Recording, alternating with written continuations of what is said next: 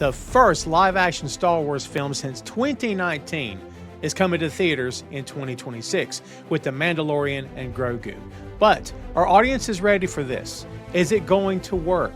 How's everything going to look? Are you excited for all this to happen? Are you crossing your fingers that everything's going to come off without a hitch? We got a lot to talk about. We're going to dive into all that and a lot more. Hey, look, this is the way.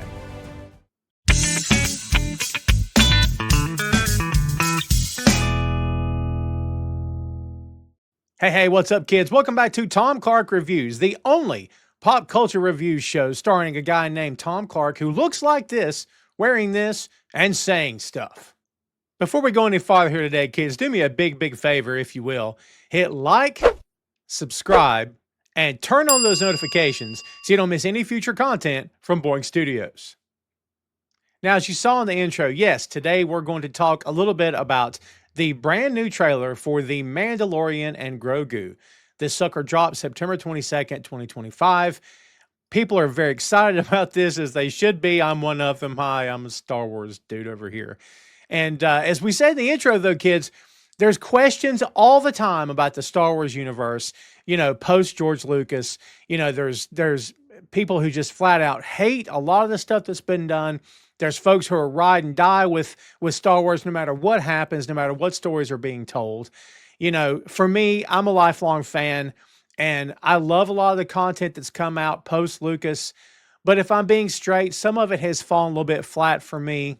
But having said that, of course, if you guys know me at all, I don't do any rage casting. That's not who I am, and I don't go on the YouTube or on socials or anywhere else and just hate a thing for the sake of hating it. It's not me. And if anyone's looking for me to do that here today, you just might as well move along. Nothing to see here. Move along, right? I'm going to try to throw in as many Star Wars references as I can here today. We'll see how it goes.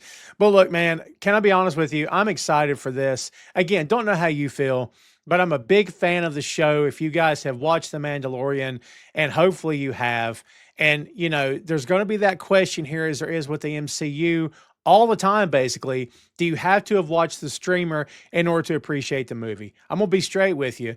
If I'm you, I'm watching the show. Okay. If you don't have the Disney app, I get it.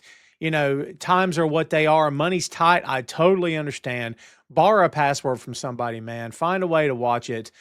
Because trust me, it will help you going into the movie, because there's no sense in being lost. There's no sense in walking into a theater and sitting down to enjoy a Star Wars film and looking at everybody around you going, man, these folks seem to be enjoying themselves. How come I don't know what's going on? Now, having said all of that, are they going to make it to the point where watching the series is a must-do thing? Dude, I don't know. We'll just have to wait and see. But again, if it's me talking, me personally, I would just rather be prepared beforehand. Now, speaking of the MCU, we've got the great Jon Favreau, who is writing, directing, and producing this sucker. He's actually co-writing with the equally great Dave Filoni. And again, folks, you may be very opinionated about how this Star Wars thing has happened in the past several years. Maybe you're not a fan of Filoni. I don't know. I personally happen to love the guy. I've always loved Favreau. I think he's fantastic. I think these two guys working together, again, in my opinion, they've really put Star Wars back out there in a big, bad way, thanks to The Mandalorian show. And I'm very excited to see what they do with this film. Now, of course, we've got Pedro Pascal as Din Djarin. He is back in the lead role as the Mandalorian, of course. Can't have this movie without him, right? We've got Sigourney Weaver coming in for the first time into the Star Wars universe, playing a character called Colonel Ward, I believe. And she is leader of the Adelphi Rangers. So, by the way, has Sigourney Weaver aged a day in 30 freaking years? She looks fantastic in this movie, doesn't she? She looks great, man. I've always appreciated her work. I think she's going to absolutely kill it here. We've also got some voice work happening. Jabba the Hutt's son, Rota the Hutt, is here. Jeremy Allen White is crushing it right now, man. He's a great actor. Yes, he's only going to be doing a voice here, but honestly, I'm very much looking forward to it. By the way, this is usually the part of the show where we plug the 6M podcast. And yes, we have actually covered The Mandalorian, but that episode's got some age on it, kids. It's like 5 years old. So instead of plugging that, we are talking about Jeremy Allen White. I'd like to plug a brand new show here from Boink Studios. It's called Bear Mode, a podcast review of The Bear.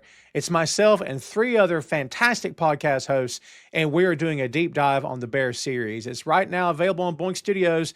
not behind a paywall, audio and video versions both. We hope you go check it out, and we hope you enjoy. Also in this movie, headlining the cast here is Johnny Cohn. He played an Imperial warlord in season 3 of The Mandalorian.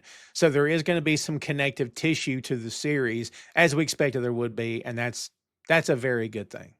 Now, what is this movie about? I'm glad you asked. It's not just about the Mandalorian and Grogu, going around in the Old West motif with the Mandalorian saying cool one-liners and Grogu doing great Force stuff and being the cutest thing you've ever seen ever.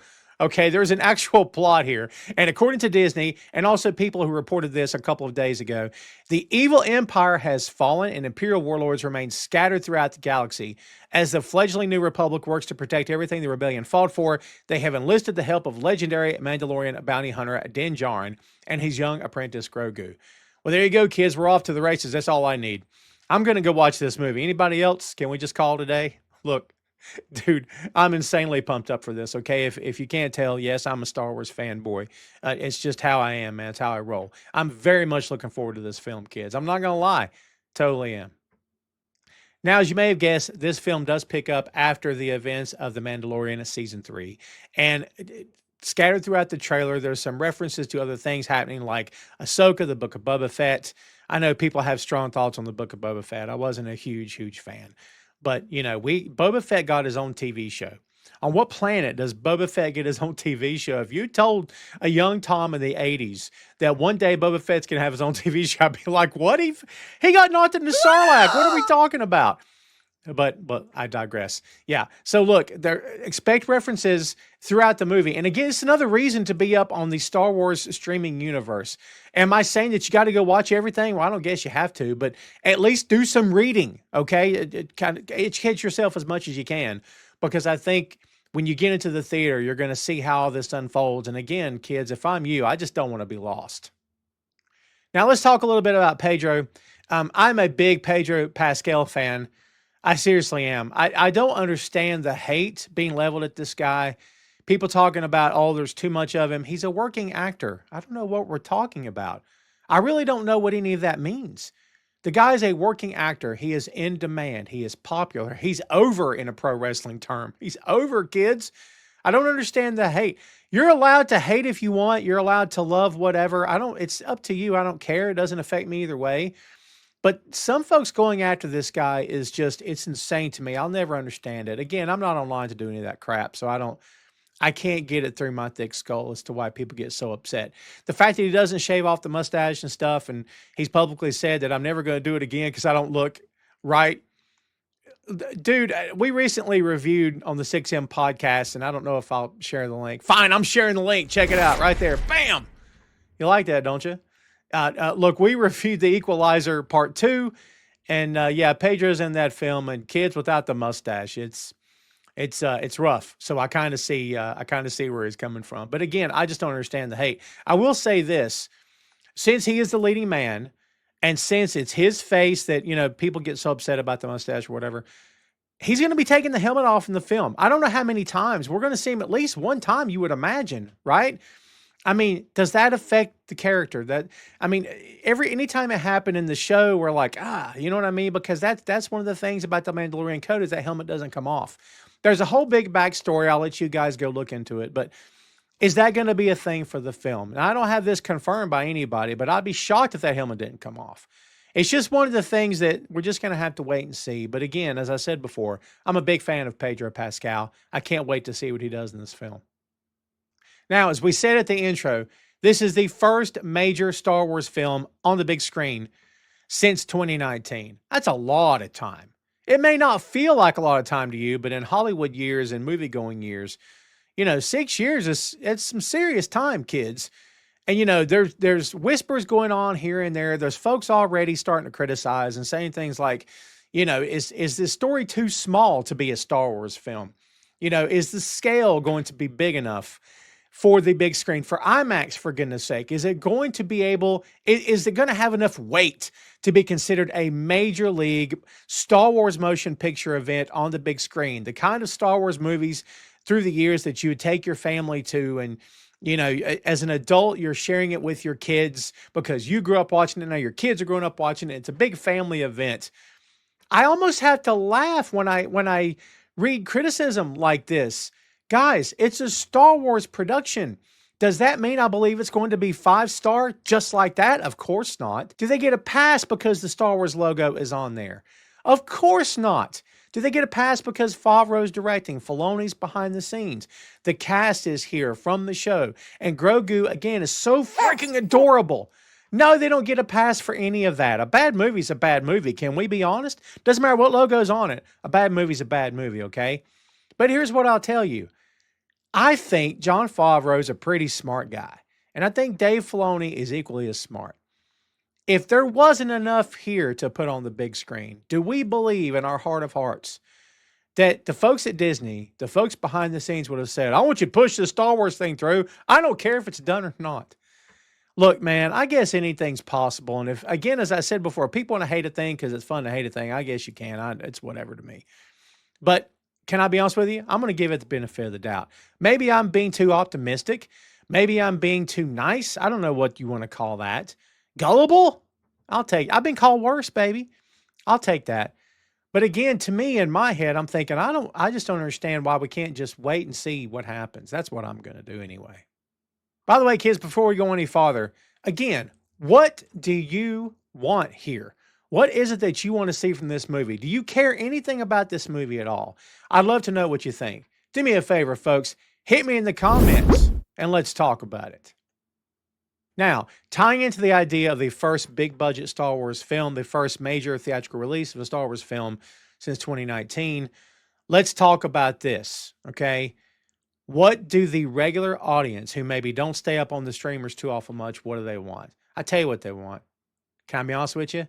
They want Chewbacca, they want R2, and they want 3PO, they want Luke, and they want Han. That's it. Now, there's a lot of problems with that.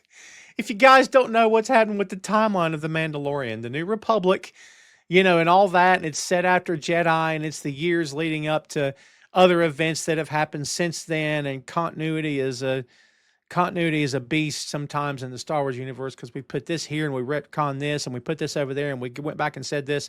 But look, man, this has been happening since the beginning. Remember way back when Obi-Wan told Luke that Yoda trained him how to be a Jedi? What? Right? Retconning, baby. I'm just saying, yeah, this stuff happens all the time. It's nothing new. It's nothing new. Again, go hate a thing, I guess. But, retconning happens all the time. So, the continuity is a little jacked up. But here's what I'm going to tell you. You're out with your family. You don't really keep up with the Star Wars streamers, but it's a hot, it's coming out next year, right? So, it may be a hot day outside or a cold day, depending on where you live. Your kids are screaming about the new Star Wars movie. Grogu's the cutest thing ever because he is, right? And so you're like, well, the heck with this. Let's go spend, $500 on movie tickets because that's how much they're going to be, right? And then you walk in, and what's Dad want to see? I'll tell you, Chewbacca, R2, 3PO, Han, and Luke. Sorry, that's what they want to see. But there's problems with that. As I said before, there's all kind of problems with that. But you know what happens, kids? Fingers crossed, because CG fixes everything, doesn't it? AI is here to save the day. I mean, before it, takes over and plugs us all into the matrix and uses us for fuel for its continued survival. I mean, look, it's coming. I don't know what y'all are thinking. It's coming eventually. They're listening right now. You know that, right? Just saying. So again, man, I'm not confirming anything right here today. I don't have it to confirm. But I'm telling you right now, you're going to see something in this movie. There's going to be legacy characters to some degree. I'm not saying you get to see the entire cast in some form or fashion. I'm not saying that. I'm not breaking anything here today, man, but I'll be shocked if you didn't see something here from the other films, honestly. Even if it's just a mention of the name Skywalker at some point, okay? Will I be wrong? You know what? Sure. Who knows, man? No one's perfect at any of this stuff, kids. A lot of it, we're just throwing our best speculation out there. And there's some crazy speculation happening right now on the Star Wars universe. It's been happening for years. Take a weekend if you want to lose some sleep and, maybe not shave or shower for a few days, man, and just go down the rabbit hole of stuff. And again, people just hating a thing. But not me, and not here at my show, and not here at Boink Studios. We're going to talk about it all the time. And we hope you've enjoyed today's show. We're going to circle back at some point as we get some more details. And of course, when this sucker comes out in the theater, you can expect us to cover it on Tom Clark 6M podcast. Now, before we go here today, kids, I want to send out a special thank you to all of our new subscribers here on the Boink Studios YouTube. We appreciate you very much. We hope you're enjoying the content. We'd love to know what you think. Do you have ideas for other shows? Is there something that you saw in one of our shows, one of our mini podcasts that you agree with, that you like, that maybe you think maybe we could have done differently or better or worse or whatever? Whatever feedback you have, we're all ears. Kids, if you will, hit me in the comments. Do it here. Do whatever video you'd like to do it on Boink Studios, of course, here on YouTube. Let us know. Give us some feedback. And I promise you, we read every comment, and whatever you got for us, we'll use it moving forward. And of course, another friendly reminder, folks, if you will, hit like, subscribe, and turn on those notifications so you don't miss any future content from Boink Studios. Thanks for watching Tom Clark Reviews, and we'll see you next time, kids.